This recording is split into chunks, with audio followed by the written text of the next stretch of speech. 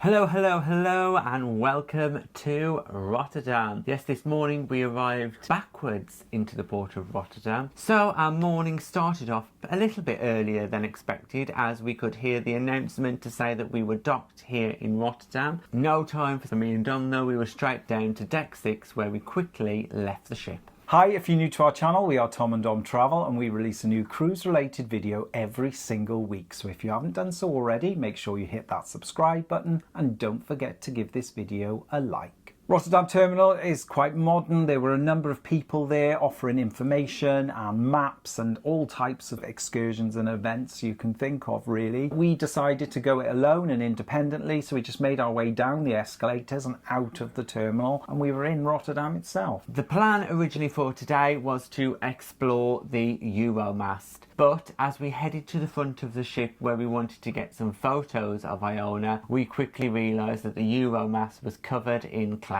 Even that relatively short walk from the terminal to the end of the port, myself and Tom got absolutely soaking wet. It was raining. It was a really horrible day. Whilst we were thinking of an alternative plan, we had a little wander around that Holland America Line pier area where the New York Hotel is located, which is the former home of Holland America Line. You could see that that area was up and coming and there was works underway to make it even better. Also, only a short walk away from the New York Hotel, you'll find a water taxi station. And if you're looking to be a little bit adventurous and take a water taxi across the river into town, that's a perfect place for you to pick it up. We chose not to go for the water taxi because after a little bit of research we've decided to go and visit the SS Rotterdam. Now that is a former Holland America ship that is now docked here in Rotterdam, and we had noticed that it was just a short walk away. So yes, you can take a water taxi, but there really is no need because there's a flat short walk through what looks to be a residential area until you reach the SS Rotterdam. So our advice would be to save yourselves the money. It took us around about 20 minutes to walk from the water taxi station to the SS Rotterdam. Yes, we did get even wetter by then. However, it was worth it because once we got into the building, after we found out how to, because it wasn't very clearly signposted, the ship is spectacular. Yes, Dom's right. So there are 4 walkways onto the SS Rotterdam, each numbered 1, 2, 3, 4, surprisingly, but it's not very well signposted which one is the entrance for visitors. You can see which entrance is for the hotel and the restaurant, but it doesn't actually say if you are there just for a tour which way to enter. Luckily for us, we spotted a captain. Yes, a captain. He was a man dressed as a captain, sat at the bottom of one of the ramps, and he was able to direct us the correct way to go. In reality, we then realised that you could use any of the entrances. You would pretty much end up in the same place. We did feel a little bit naughty because when we walked in, we did sort of question to ourselves, are we allowed in here? Are we supposed to be in here? Because we walked past the hotel reception and it's not very clear inside. Yes, there are a number of signs saying tours and numbered walkways going left, right and all sorts, but it still was a little bit disorientating, and we just happened to walk into the shop. And in there we could see that they had tours for sale on the counter and we booked one. The option for the tours are there is a single tour of the public areas, there's a single tour of the below deck areas which includes the engine room, or you can do both. So we chose to do the 2. We were issued a ticket and also some audio guides that we found out you had to scan along the way, and it would present the information to you in English. Fortunately, the next tour for the engine room was only 5 minutes away, so we pretty much hurried to the start of the engine room tour down in the depths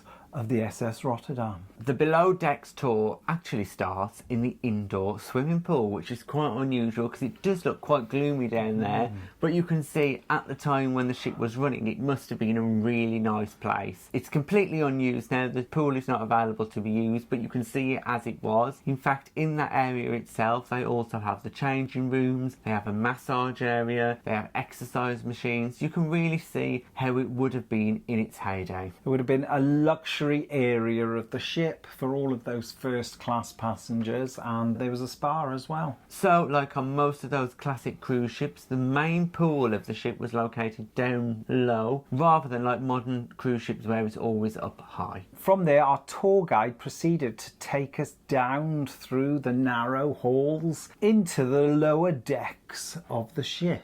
We walked through a number of corridors that had huge pipes and different things running down the ship, where you could see there could have been some offices and different things for some of the workers. Then we quickly entered what looked to be the main engine room. Unfortunately, our tour guide's English wasn't the greatest, but fortunately we had those audio guides that we just had to scan and tap on each of the markers, and then we'd get an English description read to us explaining about everything that was in the room. It was really interesting just to see how a ship has to work at sea in order to cater and house so many people on board. You know, we're talking about air conditioning, hot and cold water. It was fantastic, and we got to see how the ship ran, how they communicated to each other. It was a fantastic tour that we'd highly recommend. It did take us around an hour to complete the tour, but it was completely worth it. It is worth mentioning here that it is not a tour that's available for anyone with mobility issues. There are steep stairs and quite difficult climbs up and down in parts of that engine room, so just bear that in mind. The tour ended in the main engine room and the main control panel, and it was huge. I couldn't quite believe that they had to jump and climb to grab all of these pulleys and levers just to get the engines to work the way that they want to do. It's incredible. So our guide did say to us that it takes years of training to be able to do that work, that anyone could do it, but to do it correctly is going to take years of training. And it really did look that way. There was that many different things going on in there. It was a complicated engine room, let's say that.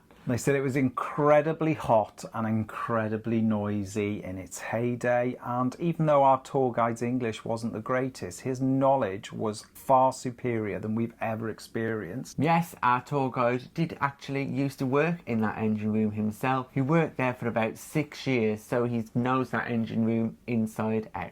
It was a running theme of the SS Rotterdam. A lot of the workers or volunteers that were in there showing us around, talking about the sites, had all at one time worked on the Rotterdam while it was in operation. It was just so interesting to hear exactly what went on all those years ago. Before our lower decks tour finished, we then entered into a room with lots of different memorabilia, and also there were cabins set up as it would have been at the time, so it really gave you a feel to what the ship would have looked like in operation. Plus there were many photos and pictures of the ship in operation. It was a fascinating insight into the history of the SS Rotterdam. Now, after our lower decks tour, we decided to take a break, so we headed to get a drink. There's a number of public areas that you can just pretty much walk straight into. We went into the Captain's Lounge, which is like a bar/coffee shop. Managed to get a lovely little table in the corner. The vast majority of the ship is still decorated in exactly the same way as it was all those years ago. Very sort of Art Deco. You had that 60s vibe running through it. We then headed to do the upper decks tour. Now this started from the same point as where we collected our boarding pass and tickets earlier, and once again we used our audio guide to do a self-guided tour this time of the upper decks. However, even though it was self-guided, there were many different points throughout the tour where there were members of crew, and they actually did used to be crew, that would stop, talk to you and tell you about different parts of the ship. For example, up on the bridge there were 2 members of the crew there who were quite happy to talk to you and guide you through areas of the bridge. Plus, as we came down into the public areas, there were people there as well that would show us exactly what we were going to see. We explored many of the areas of SS Rotterdam. Unfortunately, we couldn't get out towards the anchor because it was just far too wet, and those open decks were incredibly slippy. Even though they put plastic walkway down to prevent any accidents,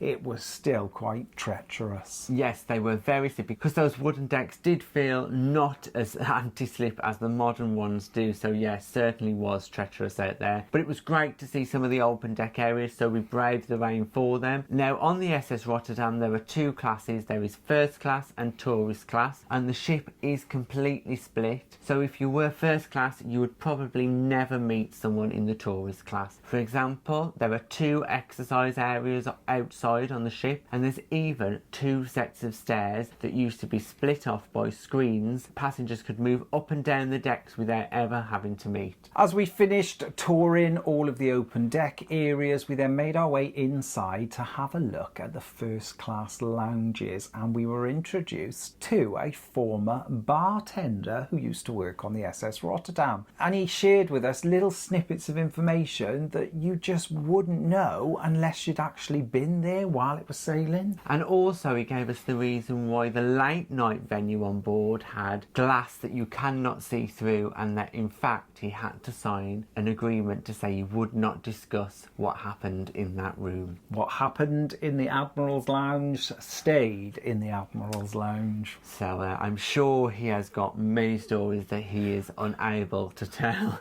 However, he's an avid cruiser and he's done a gazillion Royal Caribbean cruises, and he does absolutely adore it. In fact, he had all his cruise cards in his pocket ready to show us, which we found amazing. The first class areas of the ship, as you can imagine, were beautiful, and we sort of walked through the theatre and the upper tier levels where first class would sit. And uniquely, there was very few production shows put on in the main theatre, even though it's a perfect venue for it. It was used mostly for movies and films, and also guest lectures as well as religious services. Finally, we got to see the lounge bar at the back of the ship where dancing would take place. It was a two-tier venue that was absolutely stunning. It really did look like a classic cruise lounge. It was fantastic. You can really imagine the feel of the ship with the dancing going on, the drinking. Once we'd completed our tour of the first class lounges and bar areas, we then made our way down to the experience centre. Now in here was an immersive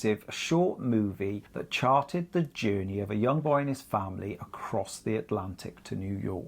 Unfortunately, it wasn't in English, but you could sort of still go along with the story, and the flashes of lightning and things like that really did add to the story. It was very, very good. Now that is the end of the paid tour areas of the SS Rotterdam. It is worth pointing out though that the SS Rotterdam is free to visit, so you can get there and just go to the cafe, have a meal in the restaurant, or pay to stay in the hotel. Obviously if you're on a cruise and your ship is just there, you wouldn't be paying to stay in the hotel, but it is a great place to stay if you probably are flying into Rotterdam. Overall, we spent around about 3.5 hours on the SS Rotterdam, and we couldn't believe it because the time just flew by. It cost us around £30 for the two of us. For all of the tours, it was a great must-do. Yeah, we could easily go back again because there's so much to see there. As we were leaving, it was still absolutely pouring down, and there was just puddles of water everywhere, and just from the short walk out of the ship, down the ramp and the stairs, myself and Tom got absolutely soaked. Now what the SS Rotterdam does offer is a free shuttle from the ship itself to the metro station. Now unfortunately we weren't going to the metro station, but the driver of the shuttle could see our plight really of having to go out and walk in this rain, and he actually offered to drop us off back to the ship, even though that's not offered at no charge. So this just shows the extra mile these people go on the SS Rotterdam, delivering exceptional customer service. As we were driving back to Iona, he then gave us some more snippets of information about the SS Rotterdam, because he was actually a printer on board for 4 years. Yeah, he was not impressed how modern cruise ships print all these menus, because he used to do it with skill by the sounds of it. And he told us how he has managed 4 world cruises on the SS Rotterdam, as well as crossing the Atlantic many times. After a busy and really informative day with some great staff, we got dropped off just outside of the port area area. We made our way back through security and straight back onto Iona. No queues whatsoever. But it is not the end of our time here in Rotterdam, because we are here again tomorrow and we've got so much more exploring planned. So we're really looking forward to it. We're hoping that the weather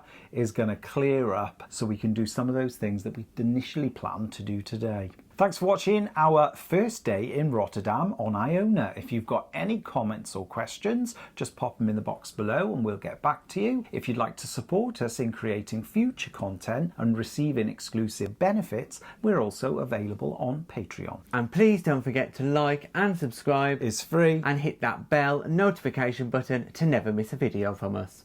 Thanks for watching. watching. Bye bye.